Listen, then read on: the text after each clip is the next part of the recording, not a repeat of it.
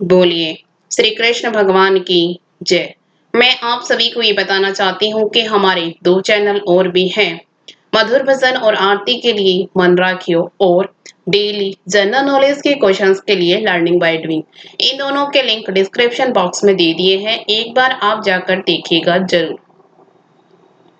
आइए श्रीमद् भागवत गीता के 12वें अध्याय के महात्म का गुणगान करते हैं। अगर आपको अच्छा लगे तो लाइक शेयर सब्सक्राइब जरूर कीजिएगा। श्री महादेव जी कहते हैं, पार्वती, दक्षिण दिशा में कोल्हापुर नामक का एक नगर है जो सब प्रकार के सुखों का आधार, सिद्ध महात्माओं का निवास स्थान तथा सिद्धि प्राप्ति का क्षेत्र है। वह पराशक्ति भगवती लक्ष्मी का प्रधान पीठ है। संपूर्ण देवता उसका सेवन करते हैं। वह पुराण प्रसिद्ध तीर्थ भोग एवं मोक्ष प्रदान करने वाला है। वहाँ करोड़ों तीर्थ और शिवलिंग है।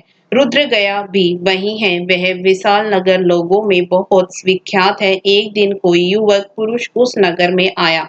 वह कहीं का राजकुमार था। उसके शरीर का रंग गोरा, नेत्र सुंदर, ग्रीवा शंख के समान, कंधे मोटे, छाती चौड़ी तथा भुजाएं बड़ी बड़ी थी। नगर में प्रवेश करके सब और महलों की शोभा निहारता हुआ वह देवेश्वरी महालक्ष्मी के दर्शनार्थ उत्कंठित हो मणिकंठ तीर्थ में गया और वहां स्नान करके अपने पितरों का तर्पण किया। फिर महामाया महालक्ष्मी को प्रणाम करके भक्ति पूर्वक स्तवन करना आरंभ किया। राजकुमार बोला, जिसके हृदय में असीम दया भरी हुई है, जो समस्त कामनाओं को देती तथा अपने कटाक्ष मात्र से सारे जगत की सृष्टि पालन और संहार करती है, उस जगन माता महालक्ष्मी की जय हो। जिस शक्ति के सहारे उसी के आदेश के अनुसार परमेष्टि ब्रह्मा सृष्टि करते हैं, भगवान अच्युत जगत का पालन करते हैं तथा भगवान रुद्र अखिल विश्व का संहार करते हैं, उस सृष्टि पालन और संहार की शक्ति से संपन्न भगवती पराशक्ति का मैं भजन करता हूँ।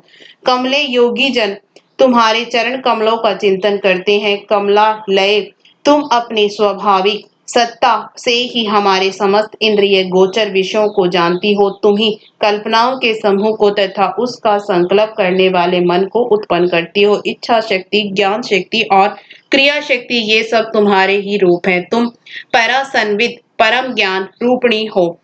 तुम्हारा स्वरूप निष्कल, निर्मल, नित्य, निराकार, निरंजन, अंतररहित, आतंक शून्य, आलंबहीन तथा निरामय है। देवी, तुम्हारी महिमा का वर्णन करने में कौन समर्थ हो सकता है, जो षष्ठ चक्रों का भेदन करके अंतःकरण के 12 स्थानों में विहार करती है। अनाहत, ध्वनि, बिंदु, नाद और कला, ये जिसके स्वरूप है, उस माता महालक्ष्मी को मैं प्रणाम करता हूँ।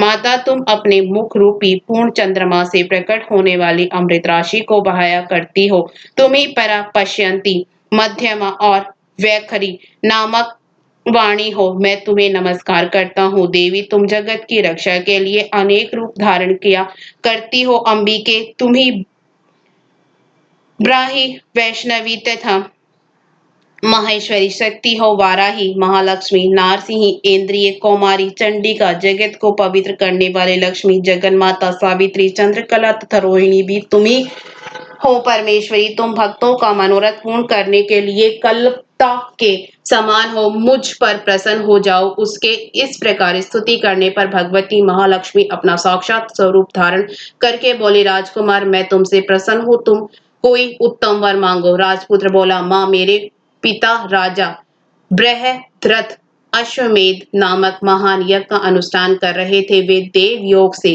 रोगग्रस्त होकर स्वर्गामी हो गए। इसी बीच में यूप में बंधे हुए मेरे यज्ञ संबंधी घोड़े को, जो समूची पृथ्वी की परिक्रमा करके लौटा था, किसी ने रात्रि में बंधन काटकर कहीं अन्यत्र पहुंचा दिया। उसकी खोज में मैंने कुछ लोगों को भेजा था, किंतु वे कहीं भी उसका पता न पाकर जब खाली हाथ लौट आए, तब मैं सब ऋत्विजों से आज्ञा लेकर तुम्हारी शरण में आया हूँ। देवी, यदि तुम मुझ पर प्रसन्न हो तो मेरे यज्ञ का घोड़ा मुझे मिल जाए, जिससे यज्ञ पूर्ण हो सके। तभी मैं अपने पिता महाराज का ऋण उतार सकूंगा। शरणागतों पर दया करने वाली जगजननी लक्ष्मी, जिससे मेरा यज्ञ पूर्ण हो वह उपाय करो। भगवती लक्ष्मी ने कहा, राजकुमार, मेरे मंदिर के दरवाजे पर एक ब्राह्मण रहते हैं जो लोगों में सिद्ध समाधि के नाम से विख्यात है। वे मेरी आज्ञा से तुम्हारा सब काम पूरा कर देंगे। महालक्ष्मी के इस प्रकार कहने पर राजकुमार उस स्थान पर आए जहां सिद्ध समाधि रहते थे। उनके चरणों में प्रणाम करके राजकुमार चुपचाप हाथ जोड़ खड़े हो गए। तब ब्राह्मण ने कहा, तुम्हें माताजी ने यहाँ भेजा है।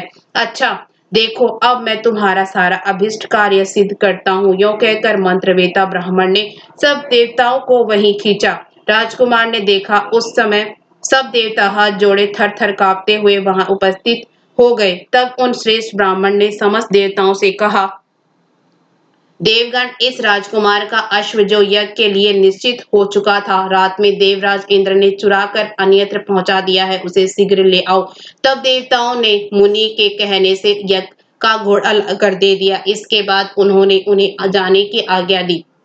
देवताओं का आकर्षण देखकर तथा खोए हुए अश्व को पाकर राजकुमार ने मुनि के चरणों में प्रणाम करके कहा, महर्षि, आप यह समर्थ आश्चर्यजनक है। आप ही ऐसा कार्य कर सकते हैं, दूसरा कोई नहीं। ब्राह्मण, मेरी प्रार्थना सुनिए। मैंने पिता राजा बृहद्रथ अश्वमेध यज्ञ का अनुष्ठान आरंभ करके देवयोग से मृत्यु को प्राप्त हो गए हैं। अभी तक उनका शरीर तपाए हुए तेल में सुखाकर मैंने रख छोड़ा है। साधु श्रेष्ठ, आप उन्हें पुनः जीवित कर दीजिए। यह सुनकर महामुनि ब्राह्मण ने किंचित मुस्कुराकर कहा, चलो, जहां यज्ञ मंडप में तुम्हारे पिता मौजूद है, चले।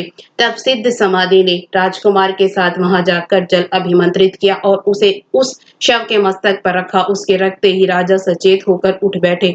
फिर उन्होंने ब्राह्मण को देखकर पूछा, धर्म स्वरूप आप कौन है? तब राजकुमार ने महाराज से पहले का सारा हाल कह सुनाया। राजा ने अपने को पुनः जीवन दान देने वाले ब्राह्मण को नमस्कार करके पूछा, ब्राह्मण, किस पुण्य से आपको यह अलौकिक शक्ति प्राप्त हुई है? उनके यों कहने पर ब्राह्मण ने मधुर वाणी से कहा, राजन, मैं प्रतिदिन आलस्य से रहित होकर गीता के 12वें अध्याय का जप करता हूँ। उसी से मुझे यह शक्ति मिली है जिससे तुम्हें जीवन प्राप्त हुआ है। यह सुनकर ब्राह्मणों सहित राजा ने उस ब्रह्मा ऋषि से गीता के 12वें अध्याय का अध्ययन किया। उसके महात्म्य से उन सब की सद्गति हो गई। दूसरे दूसरे जीव भी उसके पाठ से परम मोक्ष को प्राप्त हो चुके हैं।